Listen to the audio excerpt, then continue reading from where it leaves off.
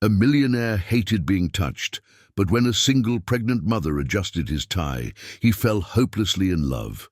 Secrets came to light, and their lives changed forever. A story that will touch your heart.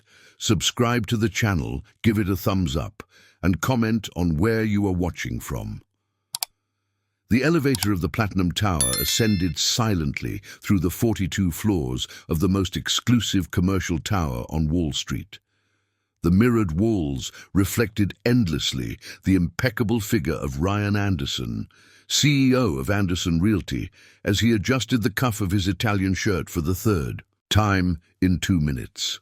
At 35, Ryan had built one of the largest real estate empires in the country, but at that moment, something as simple as a crooked tie bothered him disproportionately. The metallic sound of the doors opening on the 28th floor broke the silence. Ryan didn't even lift his eyes when a female figure entered, pushing a cleaning cart with careful movements. He was used to ignoring the existence of maintenance staff. To him, they were just part of the invisible machinery that kept his world running perfectly. "Good evening, sir," murmured a soft voice, tinged with a barely perceptible New Jersey accent. Ryan gave a curt nod, his eyes fixed on the numbers changing on the panel. 29, 30, 31. But something was bothering him.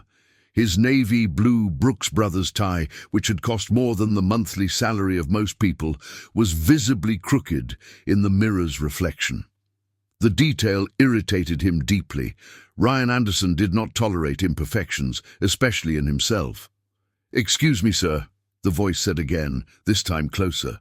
When Ryan finally raised his eyes, he saw in the mirror's reflection a young woman of about 28, wearing the light blue uniform of the cleaning company. Her brown hair was tied in a simple bun, and even under the loose work clothes, it was impossible not to notice that she was pregnant, probably about 5 months along. But what caught his attention the most were her eyes, large, expressive, a golden brown that seemed to carry a silent wisdom. "Your tie is crooked," she said naturally, as if she had known Ryan for years. "Can I help?" For a moment, Ryan was completely paralyzed. It had been over 15 years since anyone dared to touch him without permission, since the difficult times in his childhood, when touch meant only pain and humiliation. He had built an invisible barrier around himself. Secretaries kept a respectful distance, business partners greeted with cordial nods, and even the women he occasionally dated knew there were insurmountable boundaries. But something in the serenity of that woman completely disarmed him. Yes," he managed to whisper, his voice sounding strange to his own ears. She approached with delicate movements, as if approaching a frightened animal. Her small, calloused hands gently touched the silk of the tie, adjusting it with precision. Ryan felt the subtle perfume she wore. It wasn't an expensive fragrance, but rather the comforting scent of sweet soap, which instantly transported him to a safe place in his memory. "Now it's perfect," she said, taking a step back and admiring the result with a shy smile. "My grandmother always said that a well-dressed man conquers the world, but a well-groomed man conquers hearts." Their eyes met in the mirror's reflection, and for a few seconds that felt like an eternity. Ryan forgot to breathe. There was something in that gaze that touched him in a way he couldn't name. It wasn't desire, it wasn't interest. It was something much deeper and more frightening. It was recognition. The ding of the elevator announcing the arrival at the 38th floor broke the spell. Ryan blinked several times, as if waking from a dream. "Thank you," he murmured, his voice still tinged with a vulnerability that surprised him. "You're welcome, sir. Have a good night," she replied, pushing the cart out of the elevator. When the doors closed again, Ryan remained motionless, staring at his reflection in the mirror. The tie was perfect, but he couldn't stop running his hand over the spot where she had touched him. His skin still tingled with the memory of the delicate contact, and for the first time in years, He didn't feel disgust or panic. The elevator continued its ascent to the 42nd floor, where his office was located, but Ryan barely noticed when they arrived. His mind was completely occupied with those golden brown eyes and the inexplicable feeling that something fundamental had changed in his life. Upon entering the office, a minimalist space of 200 square meters with a panoramic view of all of New York City, Ryan went straight to the window. Down below, traffic buzzed along the illuminated avenues, millions of people rushing after their dreams in the concrete jungle, but he couldn't think of anything other than that woman. Who was she? How had a simple cleaner managed to do something that even the best psychiatrists in New York had failed to achieve? How had she broken a barrier he had taken decades to build? Ryan touched the tie again, mentally reliving every second of that encounter. The scent of sweet soap still seemed to linger around him, awakening a sweet and melancholic nostalgia he hadn't felt since childhood. For the first time in 15 years, Ryan Anderson went to sleep that night, dreaming of another person's touch, not a nightmare, but something that dangerously approached a dream. What he didn't know was that many floors below, a young woman named Sarah Johnson was finishing her shift, thinking of the most powerful man in the building, wondering why his eyes carried such a deep sadness that could compete with her own. And thus began a story that would forever change two seemingly incompatible lives, united by a moment of shared vulnerability between the mirrors of an elevator in the pulsating heart of New York City. Sarah Johnson adjusted the strap of her bag on her shoulder while waiting for the elevator on the ground floor of the Skyview building. It was exactly 10 o'clock, the start of another night shift of cleaning that would last until 6 in the morning. She had been working there for 3 months, ever since she discovered her pregnancy, and the baby's father simply vanished from her life, taking not only his marriage promises, but also a considerable amount of her savings. The light blue uniform was already getting tight around her belly. With almost 6 months of pregnancy, Sarah knew she would soon have to tell her supervisor about her condition, something that terrified her, as she desperately needed this job. The salary of $1,200, though modest, was what kept her small one-bedroom apartment in Greenwich Village and paid for her prenatal checkups at the health clinic.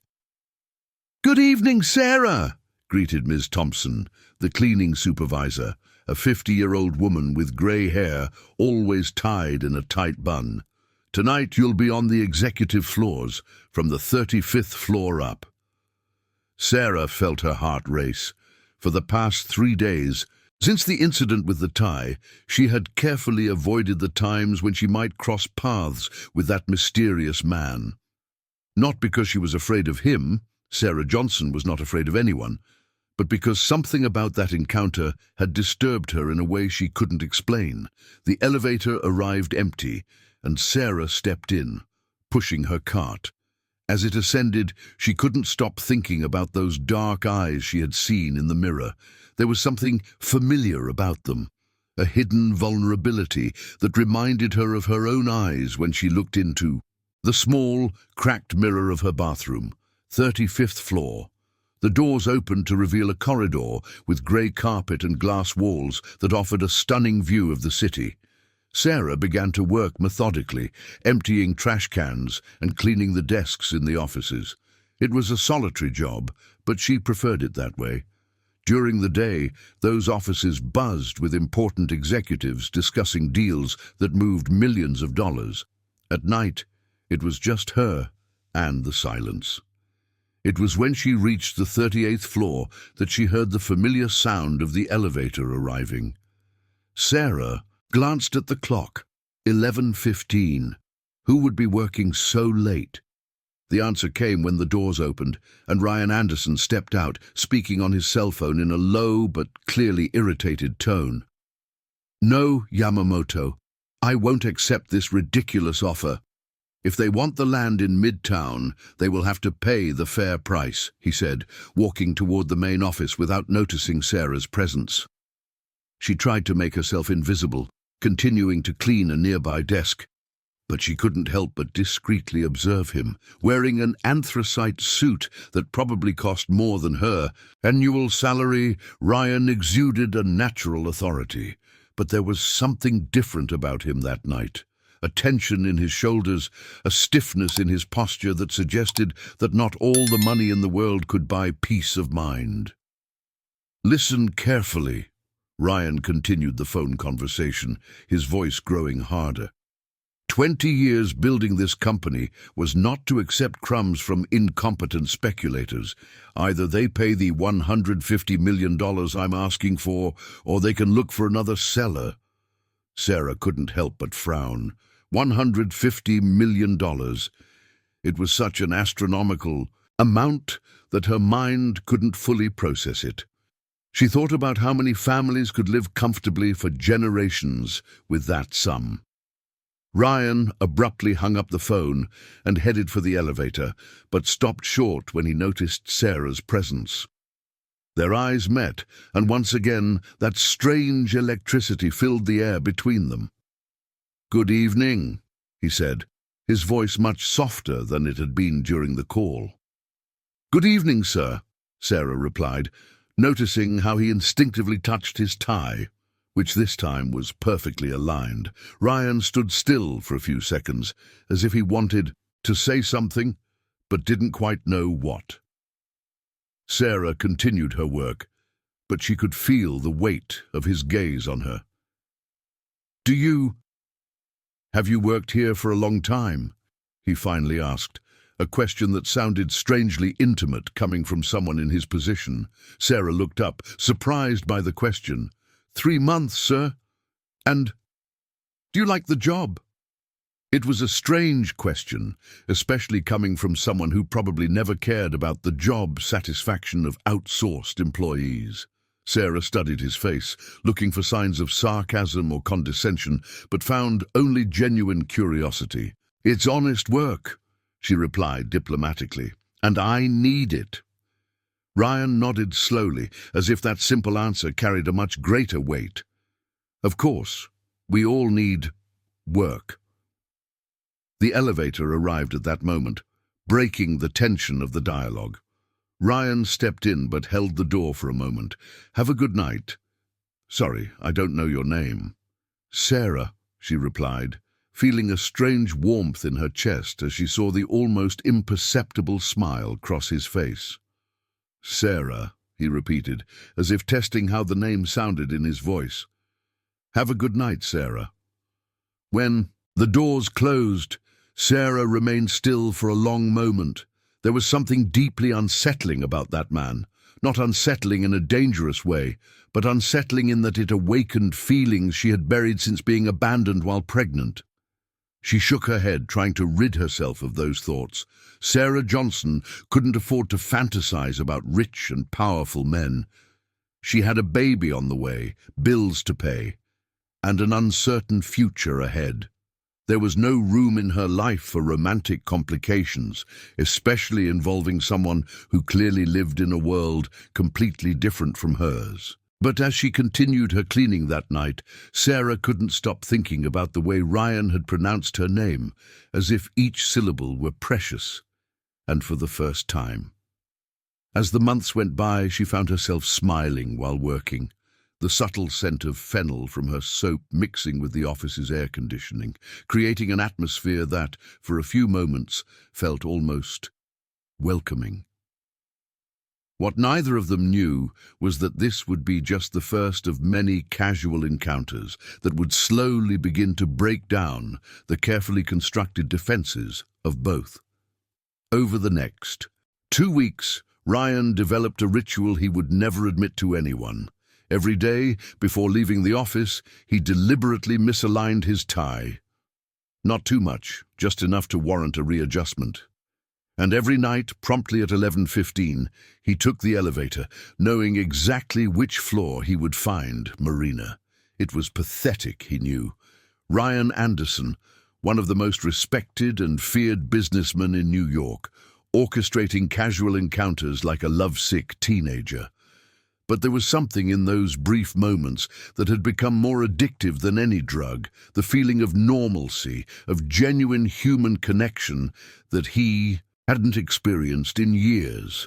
On that Thursday in March, the ritual repeated itself. Ryan entered the elevator on the 38th floor, feigning surprise when Marina boarded on the 35th with her cleaning cart. "Good evening," she greeted, as always, with that soft voice carrying a slight accent from rural New Jersey.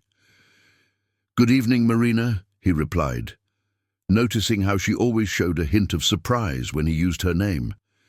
She was probably used to being invisible to people like him. A comfortable silence settled between them, broken only by the soft sound of the elevator ascending. Ryan discreetly observed her reflection in the mirror. Her belly was more pronounced now. She must have been about 6.5 months along. The cleaning company uniform, though well kept, was visibly tight. He wondered if she could afford to buy new clothes for her pregnancy. "Your tie is a bit crooked today," Marina commented casually, but there was a playful glint in her eyes that suggested she might not be as naive as she seemed. "Oh, is it?" Ryan feigned surprise, looking in the mirror. "Must be the stress of the day, complicated meetings." Marina approached with her usual delicacy, her hands touching the Italian silk of the Brooks Brothers tie. This time, Ryan paid attention to every detail, the small scars on her hands, likely from years of manual labor, the way she held her breath during the adjustment, focused on getting everything just right. "All set," she said, stepping back. "Now you're presentable to conquer the world." "And the hearts?" Ryan heard himself asking before he could stop, recalling her grandmother's saying. Marina looked at him in surprise, and for a moment he saw something that resembled vulnerability cross her face. "Hearts are more complicated, sir. It's not enough to be well dressed to win them over."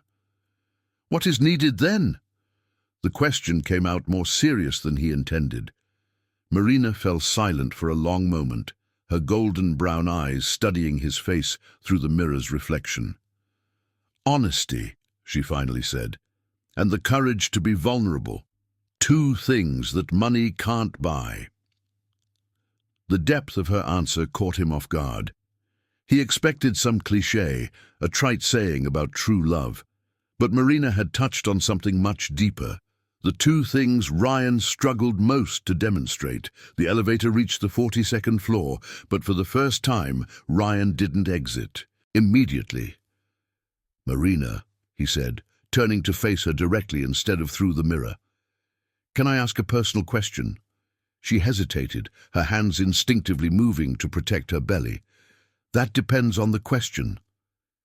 Are you alone? I mean, the baby's father." Marina's face hardened instantly. "That's none of your business, sir." "You're right," Ryan said quickly, realizing he had crossed a line. "I'm sorry. I shouldn't have asked."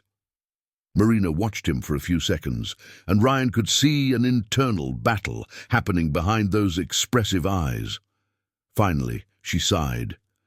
"He left me when he found out I was pregnant," she said, her voice laden with a pain she was clearly trying to keep in check. "He said he wasn't ready to be a father, that he had bigger dreams than a family."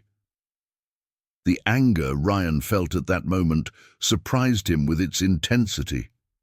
How could someone abandon a woman like Marina? How could someone be so cowardly? "I'm sorry," he said, and he truly felt it. "Any man who abandons you is a fool." Marina laughed, but it was a sound devoid of humor.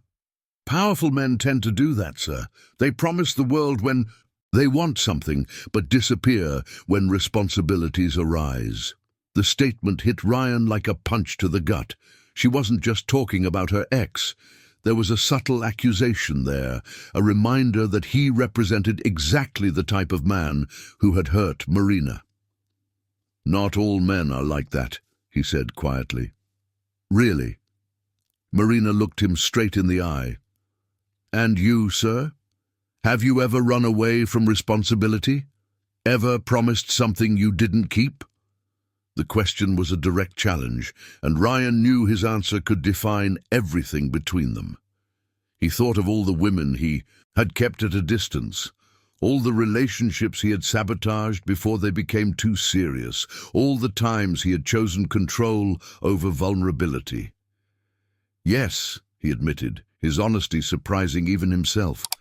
I've run away many times. Marina blinked, clearly not expecting such a direct response. At least you're honest. See, Ryan said with a sad smile. Maybe I'm learning something about winning hearts. The moment was interrupted by the sound of the elevator doors opening again. Someone had called from another floor. Marina quickly pushed the cart out. "Good night, sir," she said, but this time there was something different in her voice, a softness that hadn't been there before. "Good night, Marina, and thank you." "For what?" "For me. Remember that not everything in life can be controlled." When the doors closed, Ryan found himself alone. But for the first time in years, he didn't feel lonely. Sarah had planted a seed of something he hadn't felt in a long time. Hope.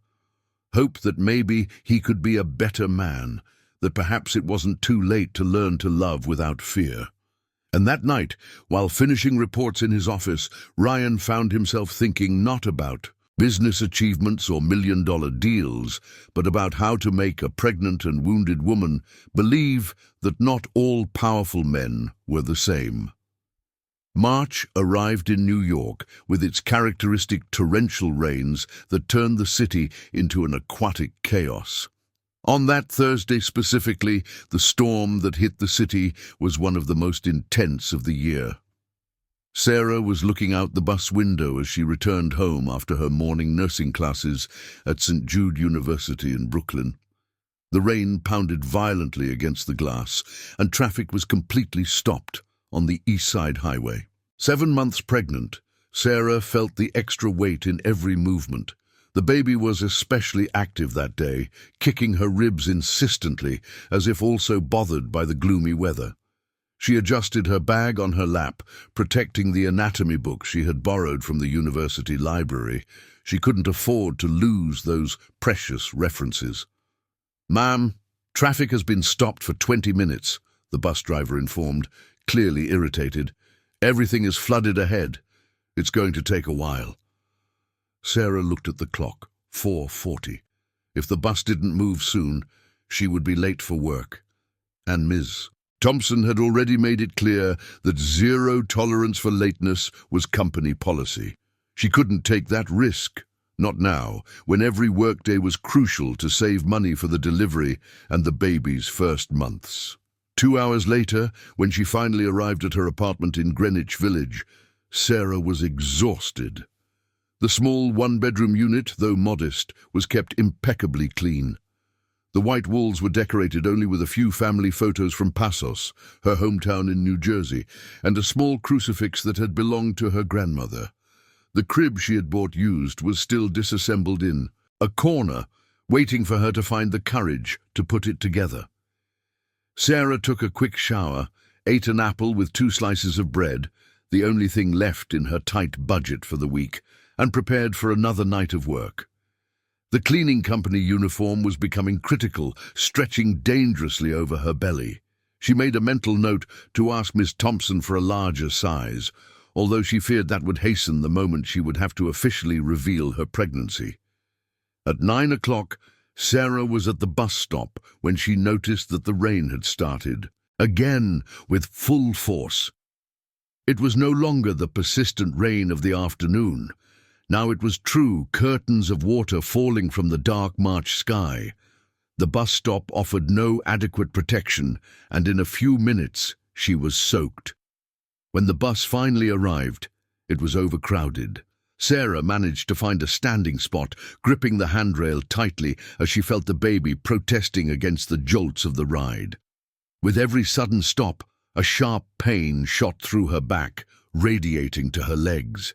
She arrived at the Skyview building at 10:15, 15 minutes late. Ms. Thompson was waiting for her in the main lobby, arms crossed and a stern expression on her face.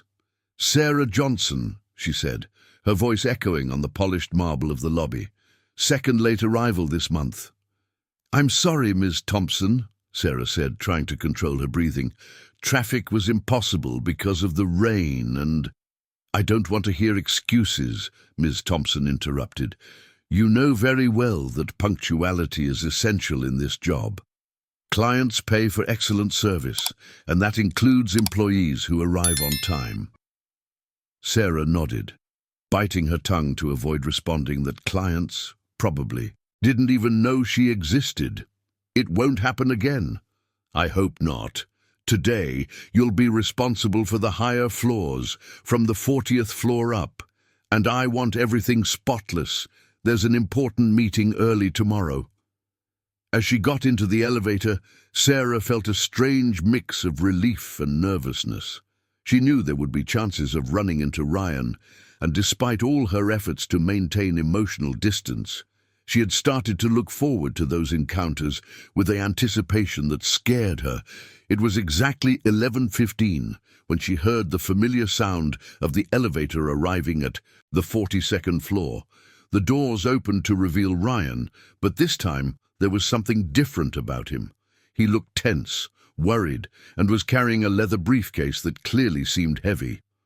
"Sarah," he greeted her, but his usual smile was absent. "You're wet."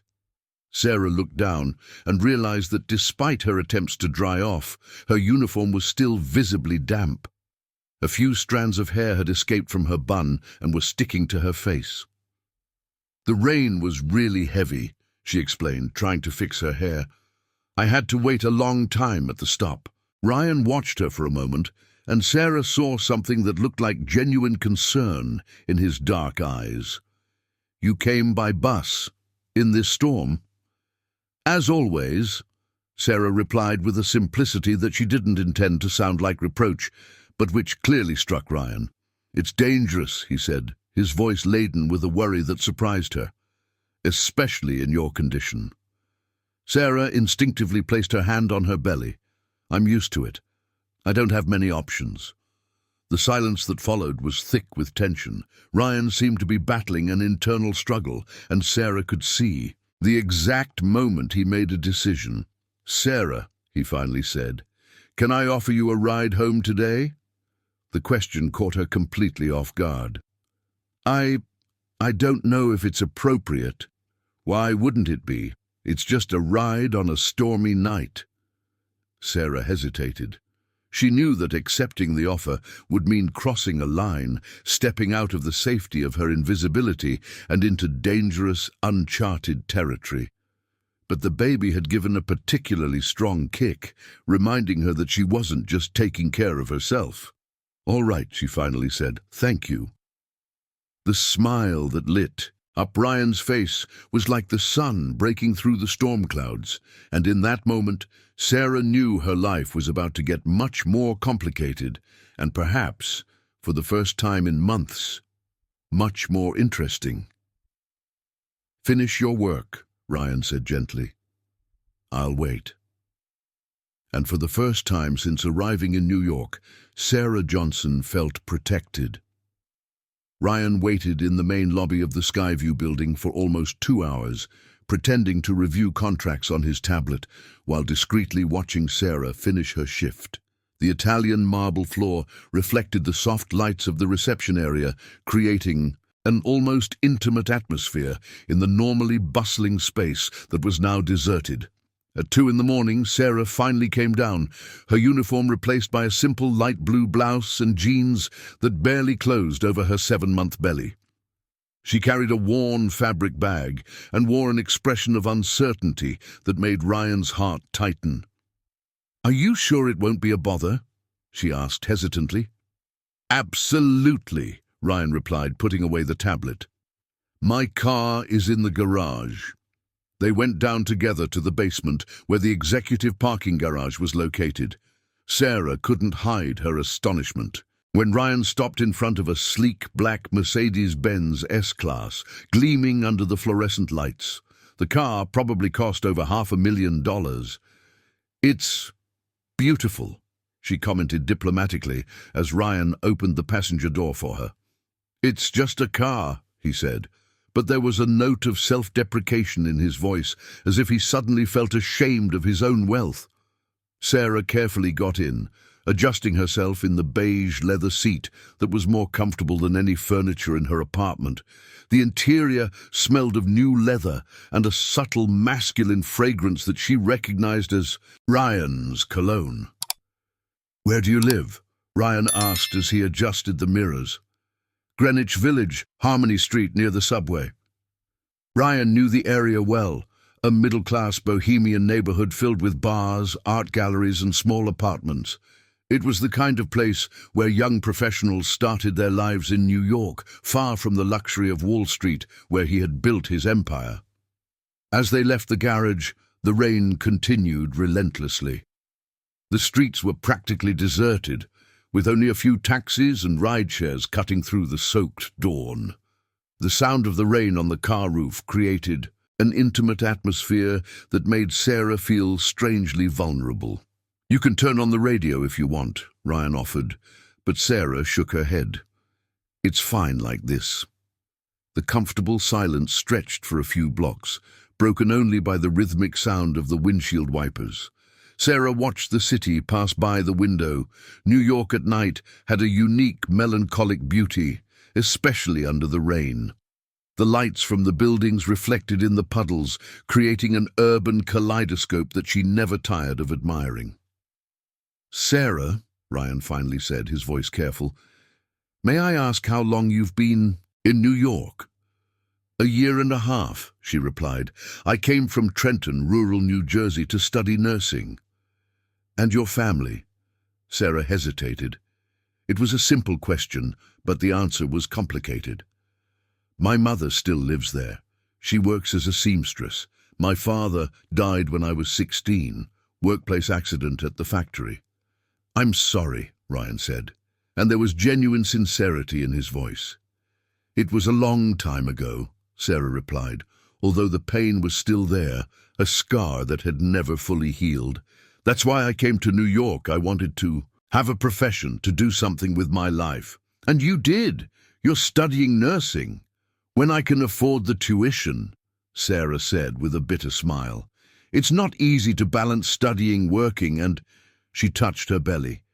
"This." Ryan felt a familiar anger rising in his chest, not anger at Sarah, but at the man who had abandoned her, at the circumstances that forced an intelligent, determined woman to work as a cleaner at night to pay for her education. "The baby's father," he began, but Sarah interrupted him. "I'd rather not talk about him." The firmness in her voice was clear, and Ryan respected the boundary, but his mind was working, processing information, making connections. There was something familiar about her story, something that troubled him without him being able to pinpoint exactly what. They arrived at Harmony Street faster than Sarah expected. Greenwich Village was quiet on the rainy dawn, with only a few bars still open for the night owls. Ryan stopped in front of a 3-story building, clearly old but well-maintained. "This is it," Sarah said, making a move to get out of the car. "Sarah, wait," Ryan said impulsively. She turned to look at him, and for a moment he got lost in those golden brown eyes that hypnotized him. "I would like to do this again. Give you a ride, I mean. Whenever you need." Sarah studied him carefully. "Why?" The simple question completely disarmed him. Why, really? He could make up excuses about social responsibility, about helping needy employees. But the truth was much more complicated and frightening. "Because I feel better when I'm with you," he admitted, surprising himself with the honesty. "It's been a long time since I felt normal." Sarah was silent for a long moment, her fingers nervously playing with the strap of her bag. "Mr. Ryan," she finally said, using his name for the first time, "we're from very different worlds." "I know, and I can't afford to get hurt again. Not now." "I understand." "Do you really?" Sarah looked him straight in the eye. Because I've believed in the promises of rich men before, and I know how it ends." The accusation stung more than Ryan expected, but he knew he deserved it. "You're right not to trust me," he said softly. "But maybe you could give me a chance to prove I'm not like him." Sarah opened the car door, but before stepping out, she turned to him one last time. "Thank you for the ride, Mr. Ryan. And be careful with what you promise. Words carry weight." Ryan watched her ascend the stairs of the building until she disappeared behind the door. Only then did he realize he had been holding his breath. As he drove back to his duplex apartment in Midtown, one certainty dominated his thoughts. Sarah Johnson had become much more than an occasional distraction. She had become essential, and that terrified him as much as it fascinated him. 3 weeks had passed since the ride on that rainy night, and the meetings between Ryan and Sarah had become a silent constant. Every night, promptly at 11:15, he was in the elevator, and she always found some imperfection in his tie to adjust. Brief conversations, but laden with a growing intimacy that frightened them both. On that Tuesday in April, Ryan was in his office reviewing contracts when his personal assistant, Mark Anderson, an efficient 40-year-old man who had worked with him for a decade, knocked on the door. "Ryan, I need to talk to you about the university hospital." "Project?" Mark said, entering with a bulky folder. "What's the problem now?" Ryan sighed, taking off his reading glasses. The construction project for the new hospital at St. Jude University was complex, a $200 million investment that would solidify his company as a leader in hospital construction in the country. "Actually, it's not a problem. It's about the scholarships you authorized for underprivileged nursing students," Mark explained, opening the folder. "I have here the list of beneficiaries from the last 2 years. Ryan furrowed his brow. "What scholarships? I don't remember authorizing that." "Of course you remember. You said you wanted to invest in training qualified healthcare professionals," Mark insisted, showing documents. $15,000 a year per student. You even selected the criteria: single mothers, students from rural areas, proven financial hardship. The memory slowly returned. 2 years ago, during a crisis of conscience after a particularly difficult conversation with his therapist about social responsibility, Ryan had created a scholarship fund. But he had delegated all administration to Mark and practically forgotten about the project. "Oh, right," he said, pretending to remember. "How's the program?" "Very well. In fact, one of the beneficiaries is particularly exemplary," Mark said, flipping through some pages. "Sarah Johnson from Trenton, New Jersey.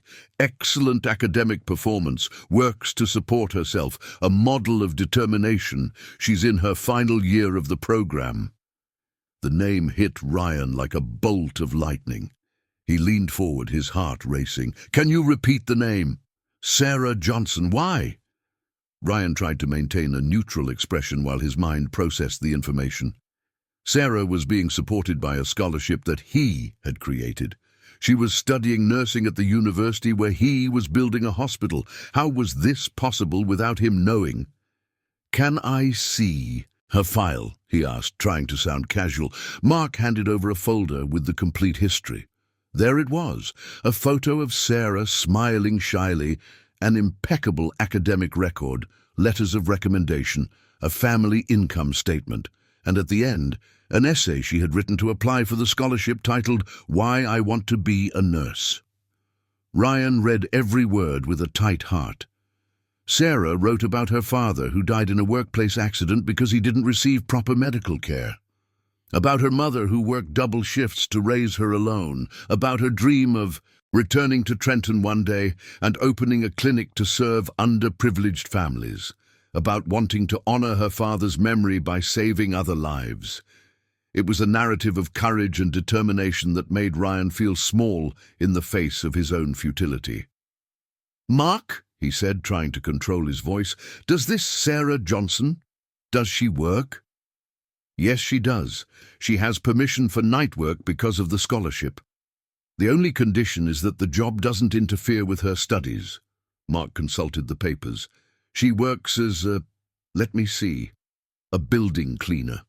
The irony of the situation was so intense that Ryan had to lean back in his chair. Sarah didn't know that he was responsible for the scholarship that allowed her studies, and he didn't know that she was one of his beneficiaries. For weeks, she had been cleaning the building of the company that was paying for her education, while he fell in love with the woman he was indirectly supporting. "Is there a problem with her scholarship?" Mark asked, noticing Ryan's strange expression. No, Ryan replied quickly. "Just curiosity. Keep up the good work." After Mark left, Ryan was left alone with the revelation that changed everything. Sarah wasn't just working as a cleaner out of necessity. She was fighting for a dream he was helping to fulfill without knowing. The woman who had touched him so deeply was also a living testament that his rare moments of generosity had real meaning. But the discovery also brought a terrible complication. How could he tell Sarah about the scholarship without her feeling manipulated? How could he explain that purely by coincidence they were connected in a way that went far beyond casual encounters in the elevator? Ryan spent the rest of the day unable to concentrate on anything.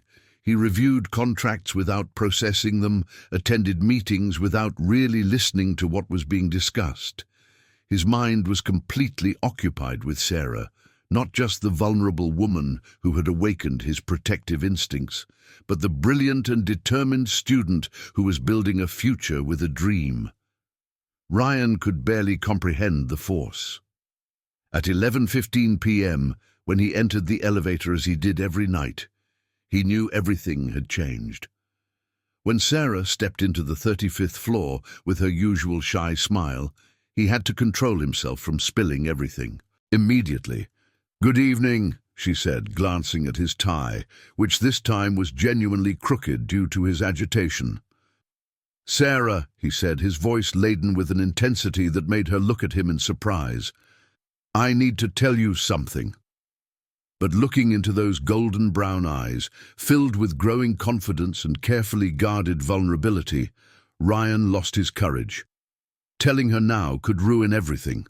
Sarah might feel deceived, manipulated, as if their entire connection was based on a lie. "What?" she asked, her delicate hands already moving to adjust his tie. "Nothing important," he lied. "Just have a good night." Sarah studied him for a moment, clearly sensing that something was different, but she didn't press. "You too, Ryan." When the doors closed, Ryan knew he had made a mistake. But he also knew that the truth would have to wait for the right moment. A moment when Sarah could understand that their connection was real, regardless of the circumstances that had brought them together. What he didn't know was that secrets, like crooked ties, eventually always come to light. June arrived in New York, bringing with it the dry winter and the traditional summer festival season. To the surprise of all the employees, Anderson Realty decided to organize its first corporate summer festival on the terrace of the Skyview building. Ryan had impulsively made the decision during a board meeting, claiming it was important to honor traditions and promote integration among employees. In reality, he was desperately looking for an excuse to interact with Sarah outside the formal setting of the elevator. Sarah learned about the festival through a notice posted in the break room for the cleaning staff. Initially, she hesitated to attend. 8 months pregnant, she felt awkward and unwilling to partake in festivities. Moreover, her relationship with Ryan had become a constant source of emotional confusion that she preferred to avoid. "It'll be fun, dear," insisted Ms. Thompson while organizing the cleaning supplies. "I haven't seen a good party in this building for ages. And look, it's not mandatory, but it would be good to show up. It shows we're grateful for the opportunities." The supervisor's comment carried a clear subtext. Attending would be politically smart to keep her job. Sarah sighed, running her hand over her belly where the baby had developed the habit of kicking whenever she felt stressed. On Saturday, June 24th, the terrace on the 42nd floor was transformed into a true urban summer festival. Colourful banners fluttered in the night breeze. Food stalls wafted the aroma of corn pudding, spiced hot drink, and roasted corn. A country dance trio played on the makeshift stage, and the panoramic view of New York created a magical backdrop, with millions of lights twinkling to the horizon. Ryan arrived promptly at 8 p.m., wearing a blue plaid shirt and jeans. Probably the most casual outfit he had worn in years. He felt ridiculously anxious, like a teenager on a first date. He had spent the entire week imagining what it would be like to dance with Sarah, to hold her in a socially acceptable way. Sarah appeared an hour later, wearing a yellow floral dress that highlighted her golden eyes and creatively disguised her prominent belly. She had let her hair down, cascading in soft waves over her shoulders, and wore light makeup that made her look younger and more relaxed. When Ryan saw her, he had to discreetly lean against the railing. Sarah looked absolutely beautiful, radiating a natural joy that he rarely saw during their tense elevator encounters. "Sarah," Ms. Thompson waved excitedly, "come meet the administration team." During the first hour, Ryan merely observed from a distance while Sarah was introduced to the other employees. She chatted easily with everyone, demonstrating a social ease that contrasted with her usual shyness. When she laughed at a joke from one of the accountants, Ryan felt a pang of jealousy that surprised him with its intensity. It was then that the trio announced the traditional square dance that Ryan mustered his courage. "Sarah," he approached discreetly while she was sipping corn juice at one of the stalls. "Would you like to dance with me?" Sarah nearly choked on her drink. Throughout all their weeks of casual encounters, they had never touched beyond the ritualized moments of adjusting ties.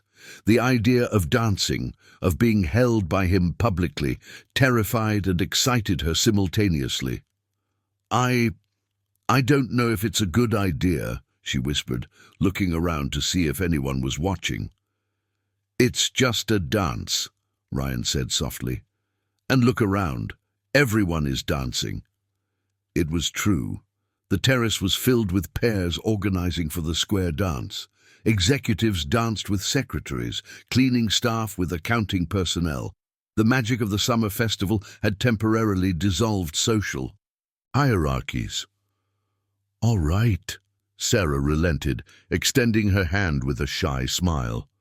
The touch of her hand on his sent an electric jolt up Ryan's arm. It was different from the tie adjustments. This time, the contact was intentional, intimate, charged with possibilities. Her skin was soft and slightly rough from work, but it warmed his in a way that made him forget completely where he was.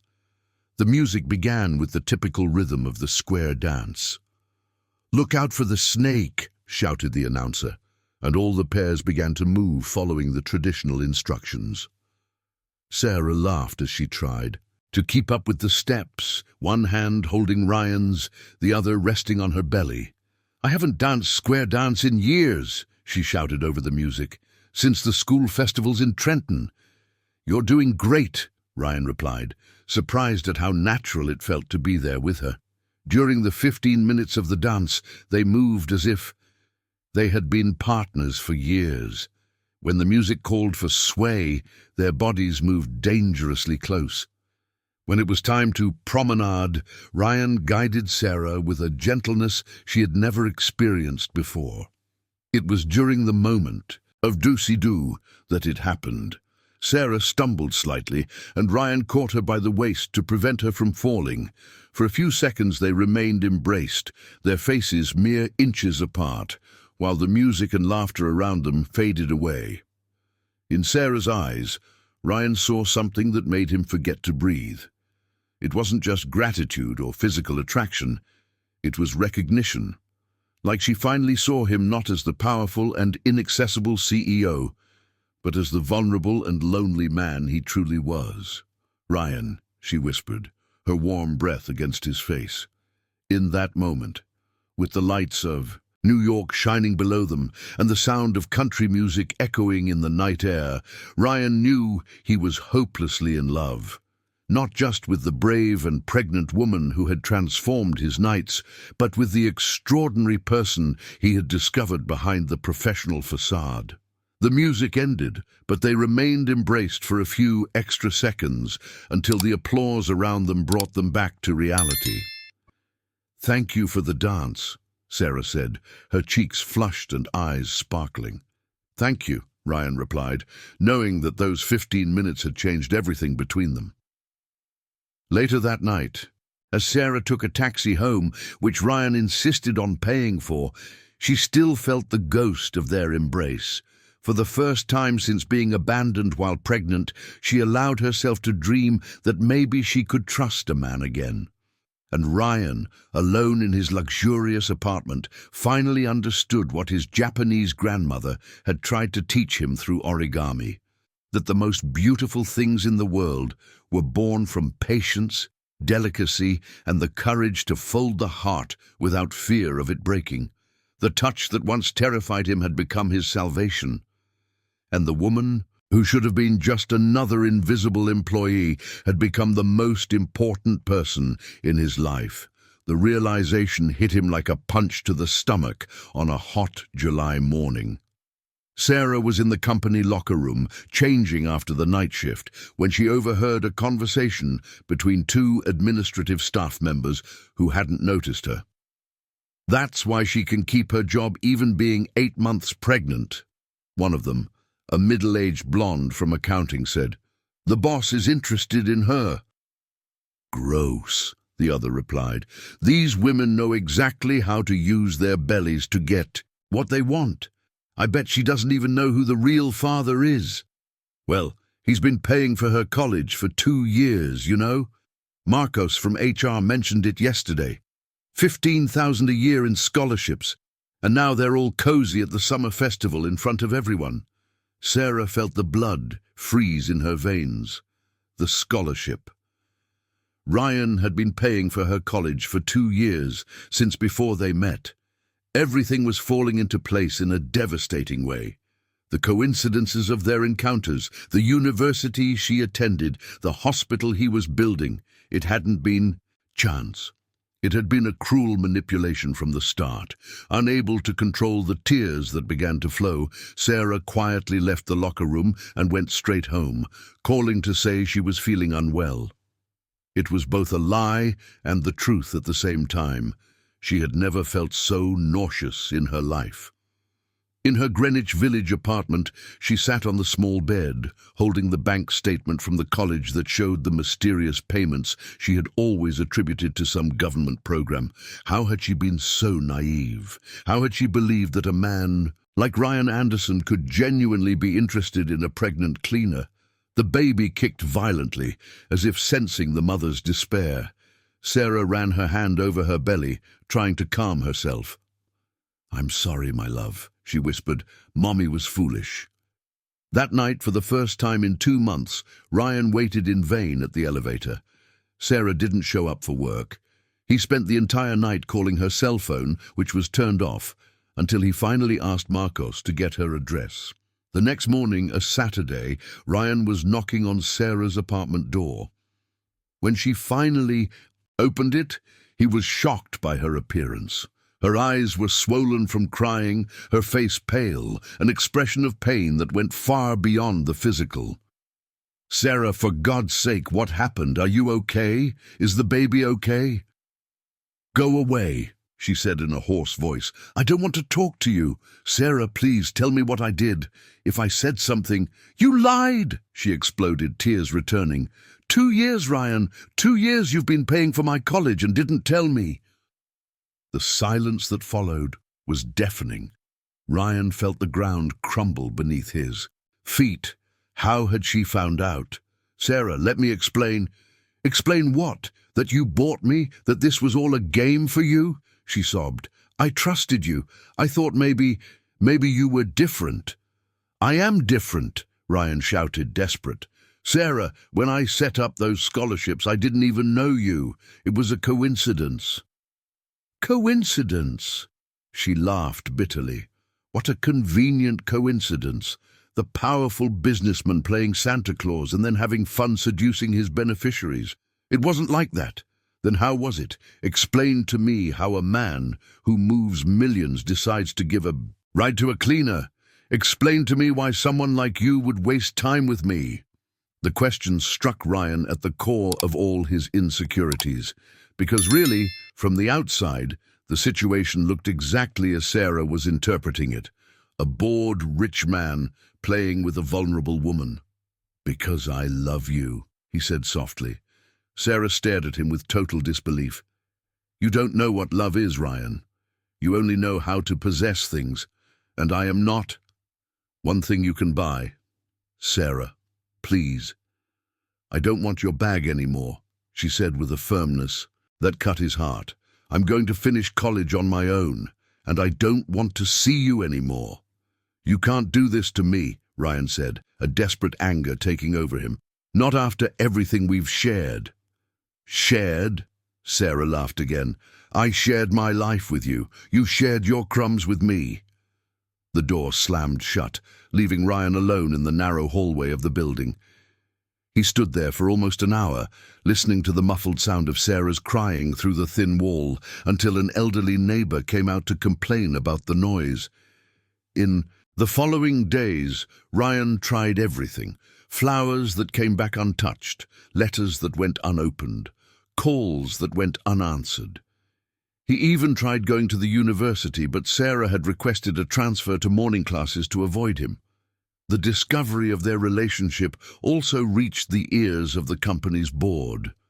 In a tense meeting the following Thursday, the board made it clear that they did not approve of the inappropriate involvement of the CEO with an employee. "Ryan," said Dr. Yamamoto, the chairman and an old family friend, "you are putting the company's reputation at risk. The shareholders are concerned." "To hell with the shareholders," Ryan exploded. "My personal life is nobody's business." "It is when it affects the business," Dr. Yamamoto replied firmly. "You need to decide what is more important, your romantic whims or the empire you built over 15 years. That night, alone in the office on the 42nd floor, Ryan looked out at the city below and realized he had lost the only thing that truly mattered. All his wealth, all his power, all his social standing meant nothing without Sarah. But how to convince a wounded woman that his lie of omission stemmed from fear, not manipulation? How to prove that the love that had blossomed between them was real when all evidence pointed to a cruel farce? Sarah, in her silent apartment, held her belly where the baby moved restlessly and wondered how she had been foolish enough to believe in fairy tales. Men like Ryan Anderson didn't fall in love with women like her, they just played with them. And so, in the midst of New York's winter, the love that had blossomed between the mirrors of an elevator was buried under the devastating storm of distrust and wounded pride. August arrived. In New York, with a biting cold that perfectly mirrored the ice that had settled between Ryan and Sarah. 3 weeks had passed since the discovery of the scholarship, and Sarah kept her word. She avoided any possibility of meeting him. She had changed her schedule at the university, requested a transfer to another cleaning building, and even changed her phone number. Ryan, for his part, was visibly deteriorating. He had lost weight, developed deep dark circles, and his famous business composure was clearly shaken. During meetings, he appeared irritable and distracted. Employees whispered that they had never seen the CEO in such a deplorable state. It was on a particularly cold Saturday morning, August 19th, that fate decided to force a reunion in the most dramatic way possible. Sarah had finished her shift at the new office building in Midtown and was waiting for the first bus of the morning when she felt the first contraction. At first, she thought it was just the baby moving more intensely, But when the pain repeated 5 minutes later with an intensity that made her double over, she knew something was wrong. There were still 3 weeks until the due date. No, she murmured, sitting on the cold bench at the bus stop. It's too early, my love. You need to wait a little longer. But the baby clearly had other plans. The contractions began to come at shorter intervals, and Sarah, despite all her nursing studies, panicked. She was alone, without enough money for a taxi to the hospital, and the first bus wouldn't arrive for another 40 minutes. With trembling fingers, she grabbed her phone and dialed the emergency number for EMS. The call dropped. She tried again, busy. On the 3rd attempt, she finally got through, but was informed that all ambulances were busy. It had been a hectic night of accidents in the city. The wait time would be at least an hour. Sarah looked around desperately. Midtown was deserted on that Saturday morning, with only a few buildings lit and the cold wind carrying dry leaves through the empty streets. She was completely alone. It was then that, in a decision she would later be unable to explain, Sarah dialed the only number she knew by heart, besides her mother's, Ryan's cell phone. The phone rang only once before it was answered. Sarah. His voice was filled with relief and disbelief. Are you okay? Why are you calling me? Ryan, she managed to whisper between a particularly strong contraction. I need help. The change in her tone immediately alerted him. Sarah, what's happening? Where are you? Wall Street at 3000. Bus stop in front of the Berman building. I think the baby is coming. Ryan didn't need to hear anything more. Stay there. I'm coming to get you now. He threw on the first clothes he found, grabbed the keys to his BMW, and sped through the deserted streets of New York. Like a madman, the journey that usually took 20 minutes was covered in 8, with Ryan running every red light and breaking all speed limits. When he arrived at the bus stop, he found Sarah doubled over, breathing heavily and clearly in active labor. Without hesitation, he scooped her up and carried her to the car. Calm down, Sarah. We're going to get to the hospital, he said, trying. As she tried to sound calmer than she really was, Sarah grabbed his shirt tightly as another contraction hit her. It's going too fast. I don't know if we're going to make it. During the ride to St. Luke's Hospital, the best private hospital in the city, Ryan called Dr. Robert Smith, the best obstetrician in New York and his personal doctor for years. Robert, I need you at the hospital now, he shouted on speakerphone. It's an obstetric emergency. Ryan, what emergency? You don't even have kids, Dr. Robert replied, clearly groggy. It's complicated. Just be there, please. What followed were the 20 longest minutes of Ryan's life. Sarah alternated between moments of intense pain and absolute vulnerability, gripping his hand as if it were her only anchor in the storm. Ryan, she said during a calmer moment, her hazel eyes filled with tears. Why did you come? Why do you still call? The simple question broke through all the defenses he had built over the past weeks. Because I love you, Sarah. I know you don't believe it. I know I've made terrible mistakes, but I love you more than anything in this life. I want so much to believe, she whispered, but how can I trust when everything started with lies?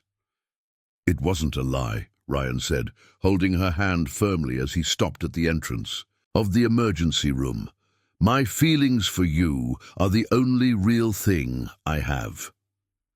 The medical team was waiting with a stretcher. In the next moments, everything became a blur of white corridors, bright lights, and urgent professional voices. Dr. Robert quickly examined Sarah and announced that the baby would be born in the next few hours. She wants you in the delivery room, a nurse informed Ryan. She said you're the father. Ryan looked at Sarah, who nodded weakly. I don't want to be alone, she admitted. Not today. And so, Ryan Anderson, who had spent his entire Life avoiding intimacy and physical contact, found himself dressed in surgical scrubs, holding the hand of a woman in labor, experiencing the most intense and transformative moment of his existence.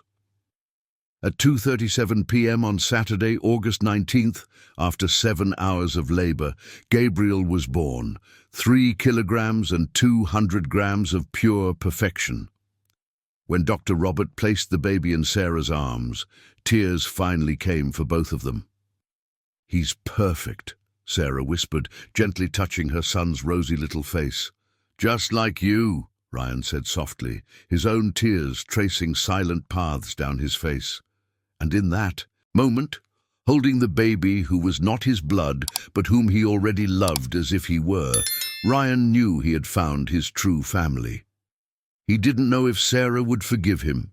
He didn't know if they would have a future together, but he knew he would never abandon that child or the extraordinary woman who had brought him into the world.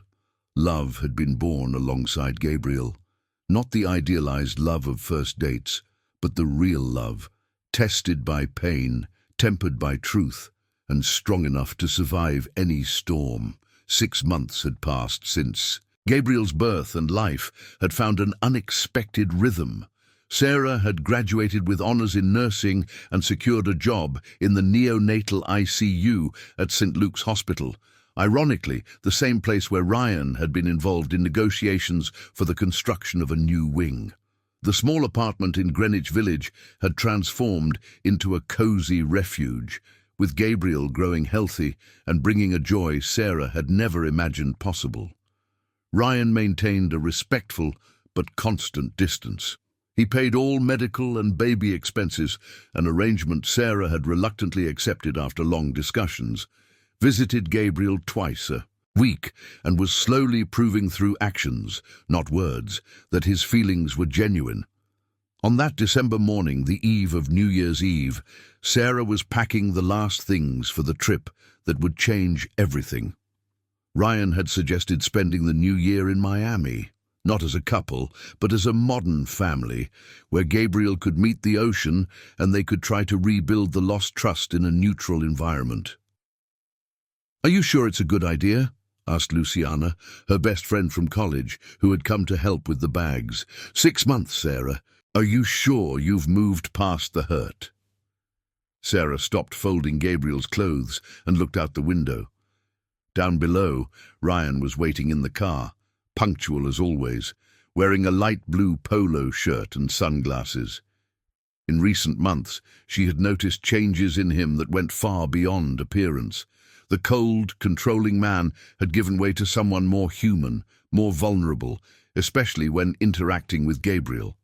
"I don't know if I've moved on," Sarah admitted, "but I know Gabriel deserves to meet the man who was there for the most important moment of his life. And I miss Ryan."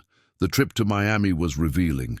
Gabriel, at 6 months, was in a charming phase where he smiled at everything and everyone, but reserved his sweetest laughter for Ryan. During the flight, Ryan held the baby with a naturalness that surprised Sarah, softly humming a Japanese song he said he had learned from his grandmother. "My Oba-chan used to sing this to me when I had nightmares," he explained, as Gabriel peacefully fell asleep in his arms. "It's about a bird that loses its nest but finds a new family in the clouds. They stayed at a hotel in South Beach, in separate rooms but connected by a family suite. On the first night, while Gabriel slept between them in the large bed of the suite, Ryan finally found the courage for the conversation he had been postponing for months. "Sarah," he said softly, watching the baby sleep peacefully, "I know I've made huge mistakes. I know I lied by omission, that I let my fear of rejection create an impossible situation between us." Sarah remained silent, stroking the dark hair of Ethan. "But you need to know that there hasn't been a single moment since that first night in the elevator when my feelings weren't completely genuine," Ryan continued. "The scholarship was created 2 years before I met you. When I found out you were one of the recipients, I was terrified that you would think it was all a sham." "And so you decided not to tell me anything," Sarah said softly, without anger in her voice. "I decided like a coward," he admitted, because I was afraid of losing the only real thing that had happened in my life in years. Sarah finally looked at him. In the past few months, she had had time to process everything. The initial pain of betrayal had given way to a more mature understanding of the complexities of the situation. And watching Ryan with Ethan, seeing how he had become a constant and caring presence, she had begun to believe that maybe people could change. "Ryan," she said, "do you want to be Ethan's father?" The question caught him completely off guard. What are you asking?" "I'm asking if you want to adopt my son, legally, officially, to take on all the responsibilities and joys that it entails." Ryan felt his heart stop. "Sarah, no, I do. But why?" "Because in the last 6 months, you've been more present in his life than his biological father was during the entire pregnancy. Because when I see you two together, I see a family. And because—" she hesitated, "because maybe I'm ready to trust you again." The next day, they spent the entire day at the beach. Ryan, who had never been one for outdoor activities, found himself building sandcastles while Ethan played in the shade of the beach umbrella. Sarah watched him with a smile that hadn't appeared in months, seeing the man she had fallen in love with emerge completely from the shadows of the relentless businessman. In the afternoon, while Ethan slept in the stroller, they walked along the boardwalk. The beach in South Beach was buzzing with preparations for the New Year's Eve celebration, but they found a quieter spot near the rocks. "Sarah," Ryan said, suddenly stopping and pulling something from his pocket, "I have something for you." Sarah expected a ring, perhaps an expensive piece of jewelry, the kind of gift wealthy men gave to impress. Instead, Ryan handed her a small origami made of golden paper, delicately folded into the shape of a heart. "It's made with recycled paper from the first company I bought," he explained nervously. "My grandmother taught me that origami is about transforming something simple into something beautiful through patience and care, just like you did with me." Sarah held the delicate paper heart, her hands trembling slightly. "Ryan, I'm not asking you to marry me," he said quickly. "Not now.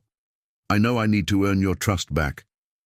But I'm asking for a chance, a real chance to prove that I can be the man you and Ethan deserve."